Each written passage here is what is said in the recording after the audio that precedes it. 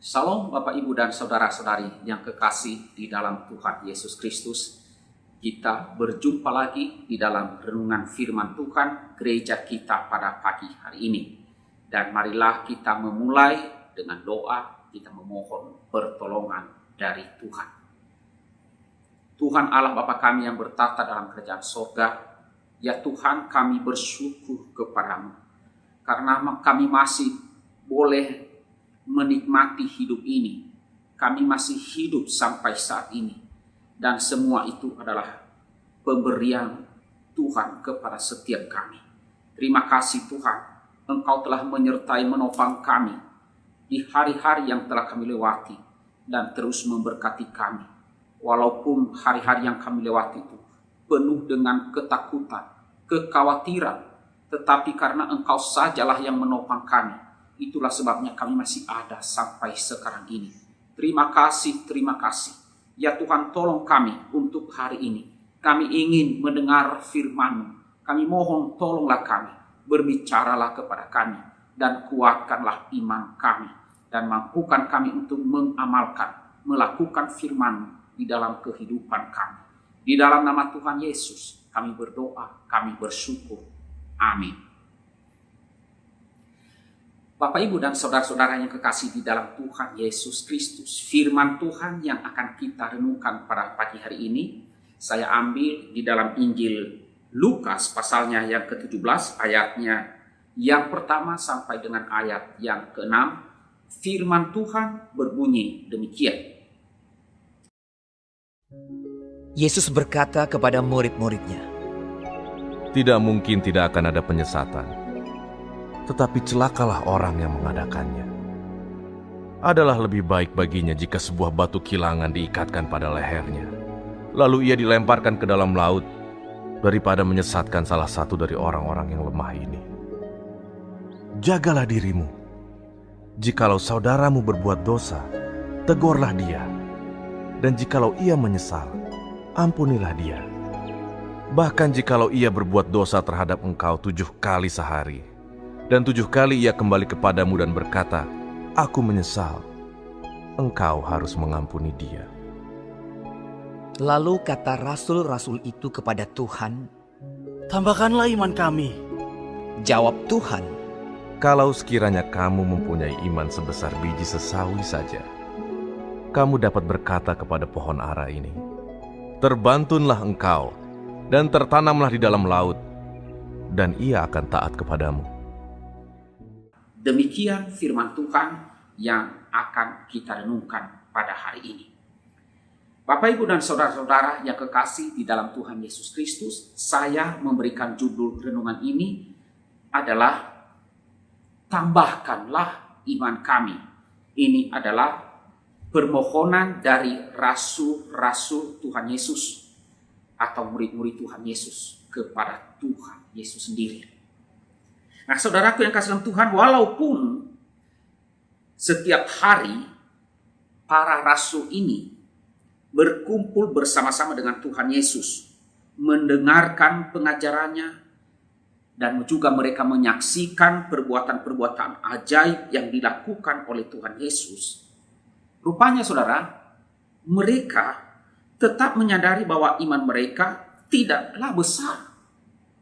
Mereka sadar betul hal itu. Nah, ketika mereka menghadapi banyak ujian atas iman mereka, misalnya saja adanya penyesatan-penyesatan, adanya saudara-saudara seiman yang selalu berbuat dosa atau jatuh di dalam dosa dan harus mereka tegur. Itu dapat kita lihat di dalam ayat 3. Dan juga kerelaan untuk mengampuni. Mereka masih ragu akan kebesaran iman mereka. Itu yang disadari oleh para rasul. Nah, saudara, bagaimana dengan kita? Perlu kita koreksi dan perlu kita dalami iman kita di hadapan Tuhan. Pernahkah kita memohon, berdoa kepada Tuhan agar apa? Agar Dia menambahkan iman kita. Nah, saudara, pernahkah kita menyadari bahwa iman kita ini begitu lemahnya, Kita ini begitu lemah. Nah saudara, walaupun mungkin cukup banyak kita melayani, kita berdoa, kita rajin bergereja, ikut terlibat di dalam pelayanan gereja. Saudara, ini tidak berarti ya bahwa itu menjamin besarnya iman kita. Karena apa saudara? Karena keterlibatan seseorang di dalam kegiatan-kegiatan bergereja, melayani, itu tidak selalu sebanding dengan pertumbuhan iman. Hendaklah itu kita sadari, hendaklah itu kita dalami di dalam hati kita. Nah saudara, sekarang kita renungkan bagaimana menambah iman kita dengan menerima Tuhan. Ya. Saudara, kekristenan yang sejati itu lebih kepada ada tidaknya hubungan pribadi yang terus-menerus dengan Tuhan kita Yesus Kristus. Menerima Tuhan Yesus sebagai Tuhan dan Juru Selamat dalam kehidupan kita secara pribadi, itu artinya menempatkan iman dan kepercayaan kita hanya kepada Tuhan Yesus Kristus, Tuhan dan Juru Selamat kita. Dengan kita menerima Dia, artinya saudara, kita menerima seluruh keberadaan Allah. Karena di dalam diri Yesus Kristus, seluruh keberadaan Allah itu ada di dalam Dia. Di dalam Yesus sajalah iman kita bisa bertumbuh. Nah saudara, dengan kita menerima Tuhan kita Yesus Kristus dalam hidup kita juga menerima janji-janjinya di dalam firman-Nya. Dan itu akan menimbulkan pengharapan iman kita, sehingga iman kita itu akan bisa bertumbuh. Dengan mempercayai janji Tuhan, mengimani janjinya, akan menyertai kita, membuat kita tidak takut dan juga tidak khawatir dalam menghadapi segala perkara, segala apa yang akan kita hadapi di dalam perjalanan hidup ini. Karena apa saudara? Dia akan menolong kita. Dengan kita mempercayai firman-Nya, janjinya, kita akan kuat menghadapi apapun yang akan terjadi, yang akan kita alami selama kita hidup di dalam dunia ini. Nah saudara, karena itu, biarkanlah janji Tuhan itu yang ada di dalam firman-Nya tergenapi di dalam hidup kita. Biarkanlah janji itu tergenapi. Seperti yang dikatakan oleh pemazmur berkata demikian. Teguhkanlah langkahku oleh janjimu. Dan janganlah segala kejahatan berkuasa atas aku. Saudara, Tuhan Yesus telah menjanjikan bahwa Dia akan datang kembali. Dan menyediakan tempat bagi kita, orang-orang yang percaya kepadanya. Dan Dia akan menerima kita, membawa kita ke tempat di mana Dia berada. Tuhan Yesus juga telah berjanji bahwa kematian, kesedihan, sakit penyakit, dan segala macam persoalan, kesulitan dalam hidup ini akan berakhir. Dan Dia juga akan menghapus air mata kita, kesedihan kita. Saudara, maut tidak akan menguasai kita lagi. Dan tidak akan ada ratap tangis lagi, dan tidak ada duka cita lagi. Sebab yang lama telah berlalu dan diganti dengan sukacita oleh Tuhan di dalam kerajaan sorga, di dalam kerajaan Allah.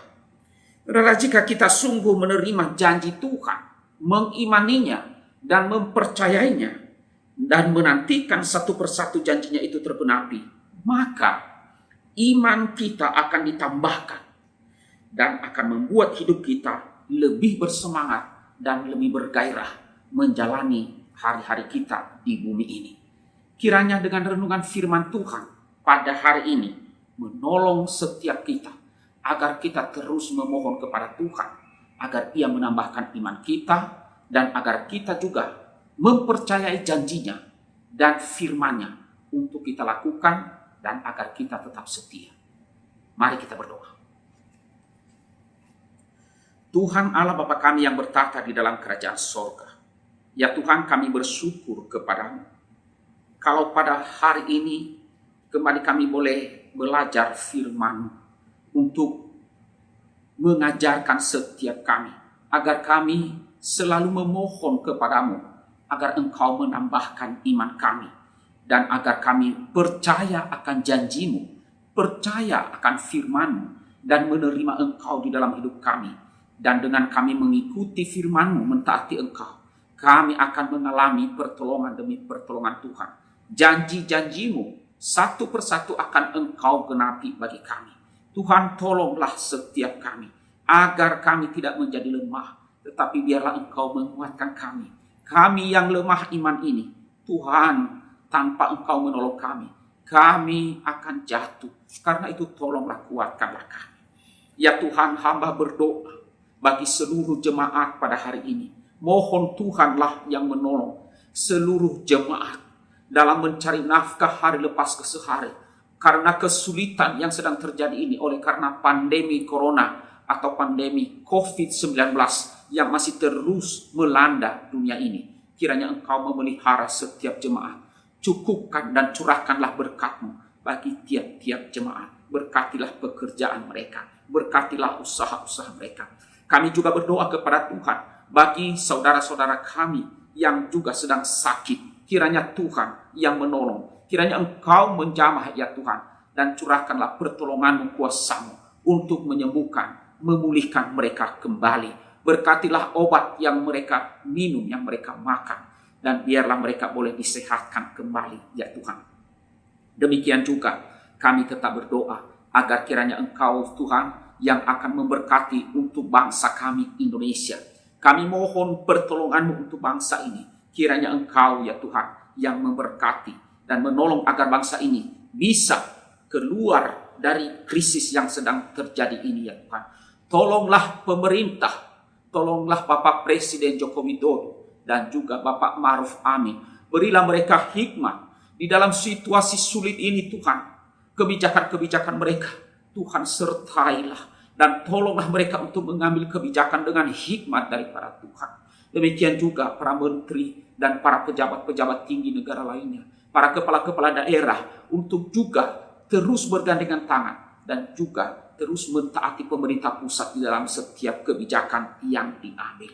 Kami mohon kepada Tuhan juga, kiranya Tuhan menolong masyarakat Indonesia, supaya masyarakat ini ya Tuhan mentaati pemerintah, menghormati apa yang telah diputuskan, yang telah ditetapkan oleh pemerintah demi keselamatan seluruh masyarakat Indonesia.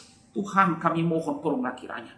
Kami juga berdoa ya Tuhan, untuk orang-orang yang terus-menerus menghasut, mereka-mereka yang punya pikiran jahat dan terus-menerus mencari-cari kesalahan pemerintah. Kami mohon kepada Tuhan, sadarkanlah orang-orang ini ya Tuhan.